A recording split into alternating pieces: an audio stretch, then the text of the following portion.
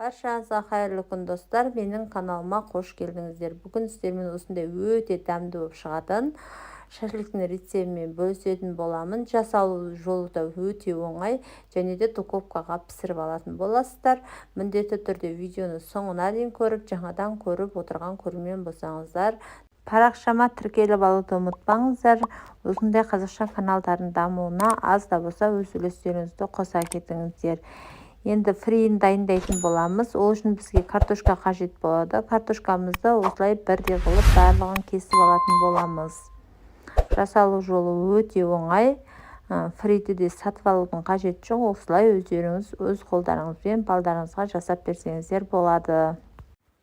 Енді өздеріңіз көріп тұрғандай, картошкамызды мұздай су құйып, бір қасық тұз салып қойып қоямыз. Енді фаршына кірісетін боламын. Ол үшін маған 4 пияз қажет болады. 4 пиязды осылай массировканың ең майдасынан өткізіп алатын боламыз.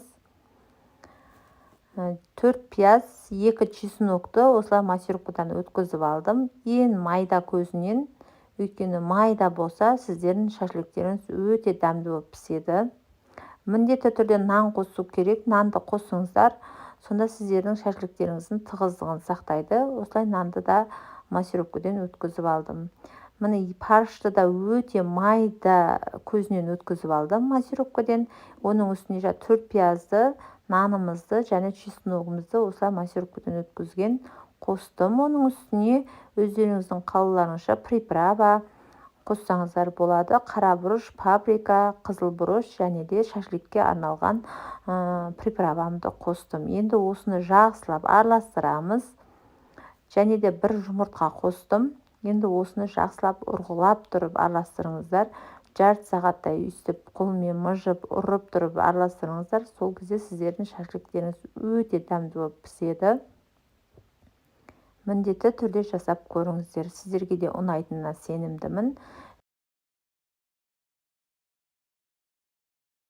Бізге осылай пальга қажет болады. Өйстіп әсел печканың астына осылай пальга төсейміз. Өздеріңіз көріп тұрғандай. Осылай барлық шашлыктерімізді осылай шпажкаға орналастырамыз. Өздеріңіз көріп тұрғандай. Әсел печкаға қоятын кезде 35-40 минутқа қоямыз. 180 градуста пісіп шығады. Іші де сырты да өте таза пісіп шығады. Осылай қойыңыздар. Өздеріңіз көріп тұрғандай шпажкаға бәрін осылай орналастыратын боламыз. Өстіп қолдарыңызға жабысып жатса, қолдарыңызды сулап алып істесеңіздер де болады. Сонда қолға жабыспайтын болады. Осылай өздеріңіз көріп тұрғандай барлығын осылай жасап алдым. Енді бізге сеткасы қажет болды. Сеткасына осылай барлығын орналастырамыз. Енді картошкамызды осылай кептіріп алдық. Суға салып болып кептіріп, өздеріңіз көріп тұрғандай үстіп майға жақсылап қуырып алатын боламыз. Картошканы міндетті түрде 3 мәрте, 4 мәрте мөлдір болғанша жуасыздар. Жуып болғаннан кейін кептіріп болғаннан кейін осылай майға қуыратын боласыздар.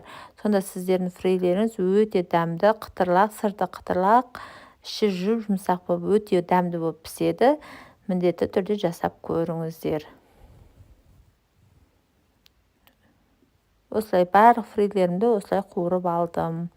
Өте дәмді болып шықты. Балаларыма ұнады. Шашлыкты де міндетті түрде жасап көріңіз. Сіздерге де ұнайтынына сенімдімін. Фрилерді осылай орташа отта пісіріп алдым. Өте дәмді болды. Пісіріп алған фрилерді міндетті түрде салфеткаға қойыңыздар. Сонда майын өзіне тартып алады. Сонда әдемі болады.